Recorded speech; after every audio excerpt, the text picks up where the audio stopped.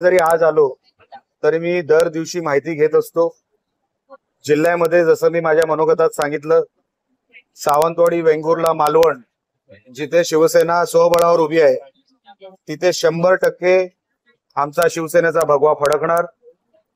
आणि कणकवलीमध्ये जिथे आम्ही पाठिंबा दिलाय शहर विकास आघाडीला तिथेही आमचा विजय होणार। ही आता औपचारिकता येणाऱ्या 3 तारखेला तुम्हाला ती कळेल, दिसेल। आणि लोकांचा पाठिंबा हा आम्हाला आहे, लोकांनी आम्हाला आशीर्वाद दिलाय, हे तुम्हाला 3 तारखेला 100% दिसल्याशिवाय राहणार नाही। मालवणमध्ये स्ट्रिंग ऑपरेशन केलेलं आहे, मालवणमध्ये पैसे वाटत होते। मी अनेक दिवसांपासून म्हणतोय की सन्माननीय रवींद्र चव्हाण साहेब जेव्हा जेव्हा जिल्ह्यात येतात तेव्हा एक वेगळं वातावरण करून जातात। काल ते आले मालवणमध्ये आणि त्यानंतर मला संशय वाटला की हे असेच सहज आलेले नाहीत, नुसतं सभेसाठी आलेले नाहीत, तर त्याच्याबरोबर काहीतरी घेऊन आलेले आहेत। आणि त्याचं आतापासून सुरू होणार, संध्याकाळपासून। संध्याकाळची सभा होती। आपण अशा निवडणुका लढवणार आहोत का? मी जेव्हा घरात गेलो, मला जेव्हा कळलं रोज 2-2, 3-3 बॅगा, जो मालवणमध्ये अशी 6-7 घरं आहेत जिथे ह्या ठेवल्या जातात आणि तिथून डिस्ट्रीब्युशन होतं। मग त्यांचे कार्यकर्ते तिथून येऊन घेऊन जातात। हे अशा निवडणुका जर आपण, लोकसंख्या किती, आपण वाटताय किती, आणि उद्या हे नगरसेवक निवडून जातील तर काम करतील का तिकडे? ते म्हणतील अरे पैसे दिलेत आम्ही तुम्हाला, आम्ही कशाला काम करू? ते वसुलीच्या कामाला लागतील उद्या जर चुकून हे निवडून गेले तर। हे थांबवलं पाहिजे कुठेतरी। हे कल्चर नाही आपल्या जिल्ह्याचं, हे कधीच नव्हतं। हे काही लोक बाहेरून आली आणि हे कल्चर इकडे ह्या जिल्ह्यामध्ये आणलं, हे थांबलं पाहिजे। हा माझा प्रयोग आहे। मी माझ्या आपण जेव्हा लाईव्ह केलं तेव्हाही मी सन्मान्य किनवडेकर हे जुने भाजपचे कार्यकर्ते आहेत, ह्यांनाही मी सांगितलं साहेब ही पद्धत बरोबर नाही। बंड्या सावंत जुना कार्यकर्ता भाजपचा, मी सांगितलं बरोबर नाही। पण हे कधीतरी थांबणार आहे का नाही? अशा निवडणुका घेऊन फायदाच काय?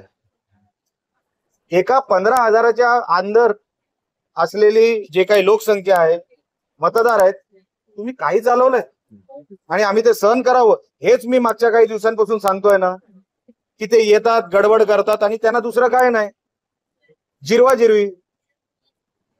विकासाचा अजेंडा कुठे आहे? ते आले असते, काल मालवणला सभा झाली, कणकवलीला आपलं मला वाटतं सावंतवाडीला सभा झाली, विकासाचं ब्लूप्रिंट दाखवलं असतं, विजन डॉक्युमेंट दाखवलं असतं, जे आम्ही दाखवतोय उद्या, तर एक समाधान वाटलं असतं की बघा आम्ही हे प्लॅन शहरामध्ये ठेवतोय, हे आमचं विजन आहे शहरासाठी। त्याच्यातलं काय नाही, तुम्ही येणार आणि ते धुमाकूळ घालून जाणार, गडूळ करणार सगळं वातावरण।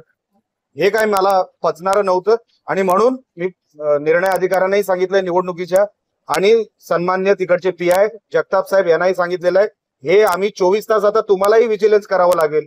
स्पेशल स्क्वॉड तुम्हाला प्रत्येक जिथे जिथे निवडणूक आहे तिथे स्पेशल स्क्वॉड नेमावं लागेल। आणि जसे तुमचे विजिलन्सला आहे तसे आता आमचे कार्यकर्ते शिवसैनिक विजिलन्सला आहे। पकडलं तर जागच्या जागी बंदोबस्त करू, सोडणार नाही। आमची लोक आहेत, मी तुम्हाला तेच सांगितलं, 24 तास आता विजिलन्स राहणार। सावंतवाडी असेल, जिथे जिथे निवडणुका आहेत, वेंगुर्ला असेल, सगळीकडे जिथे जिथे निवडणुका आहेत, ही निवडणुकीची पद्धत थांबली पाहिजे। लोक विकास नगरसेवक एकदा तिकडे गेले आणि त्यांच्या डोक्यामध्ये राहिले अरे ह्या घरात आम्ही पैसे दिलेत, मग कसला रस्ता मागतोय?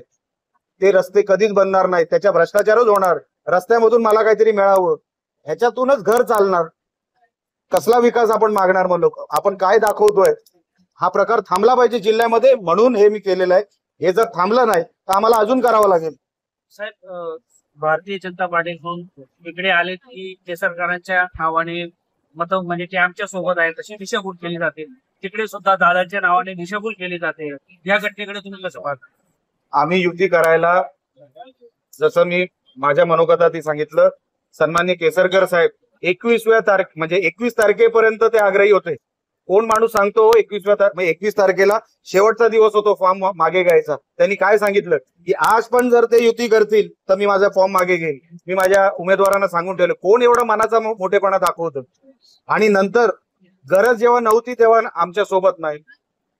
आणि आता मतं मिळवायला तुम्हाला जर यांची गरज लागत असेल, ज्येष्ठांची गरज आहे, जसं केसरकर साहेब असतील, राणे साहेब आहेत, लोक सगळं बघून आहेत, ते बरोबर मतदान करतील। इकडे सावंतवाडीला सन्मान्य केसरकर साहेबांचा मान राखला जाईल, तिकडे आम्हाला माहिती आहे लोक काय करणार आहेत ते. आम्ही लोकांचा आशीर्वाद मागतोय. आम्हाला एक चांगलं शहर, डेव्हलप शहर, उद्याच्या 21व्या शतकातलं शहर आम्हाला लोकांना देण्यासाठी आम्ही प्रयत्न करतोय. पण हे जर प्रकार होत राहतील, लोकांची दिशाभूल करतील, काही लोक फसतील, तर शहर तिथल्या तिथेच अडकून बसेल. ते अडकू नये म्हणून हा आमचा सांगायचा प्रयोग आहे. एकीकडे मताला भाजप 10,000 वाटत असताना आजच्या तुमच्या 10,000चा आकडा कालचा होता, आता अपडेट झालाय. भाजपचे जिल्हाध्यक्ष म्हणतात की तुमचं आजचं वागणं योग्य नाही किंवा हा बदनामीचा खेळ आहे भाजपच्या कार्यकर्त्यांचा, असं त्यांचं विधान आता समोर. मी हा निर्णय सन्मान्य अधिकारी जे निवडणूक अधिकारी आहेत त्यांच्याकडे दिलेला आहे. मी 1 मिनिटही तिकडे थांबलो नाही. मी जेव्हा हँडओव्हर केलं, सन्मान्य जगताप तिकडचे PI होते, मी त्यांच्याकडे हँडओव्हर केलं. आता तपास तुम्ही करायचा आहे. निलेश राणे तपास करणार नाहीये. निलेश राणे चुकीचा आहे काय बरोबर आहे हे ते निवडणूक अधिकारी आणि उद्याची FIR पोलीस स्टेशन मधली ते ठरवणार आहेत. निलेश राणे कलम लावत नाही FIR मध्ये. निवडणुकीचे अधिकार माझ्याकडे नाहीत. त्यांनी ठरवू दे कोण चुकीचं आणि कोण बरोबर आहे. साहेब, उदय सामंत यांनी कणकवलीत असं वक्तव्य केलं होतं की निवडून आल्यानंतर पालकमंत्र्यांकडे निधी मागायला जाऊ. काल सन्माननीय पालकमंत्र्यांनी पण हे बघा, सगळीकडे आम्ही तुम्हाला मनोगतामध्ये पण तेच म्हणतोय, आम्ही एकच कुटुंब आहोत. भाजप आम्ही वेगळं समजत नाही. एकाच दुसरा माणूस चुकला म्हणजे अख्खी भाजप चुकत नाही, चुकलेली नाही. लक्षात घ्या. मी परत दुरुस्त करून सांगतो तुम्हाला, आमचा भाजपवर, सन्मान्य फडणवीस साहेबांवर, सन्मान्य राणे साहेबांवर पूर्ण विश्वास आहे. आमचं प्रेम आहे त्यांच्यावर. आम्ही अजिबात त्यांच्यावर आरोप करत नाही. भारतीय जनता पक्षावर आरोप करत नाही आहोत. काही ठराविक असे लोक आहेत ज्यांच्यामुळे वातावरण खराब होत आहे. ते बाहेरची लोक आहेत, त्यांना आताच आवर घातला पाहिजे हे आमचं म्हणणं आहे. सर, इथे दीपक केसरकर यांची तब्येत बरी नाही आणि याचा मुद्दा सध्या बघितलं तर समोरून केला जातो.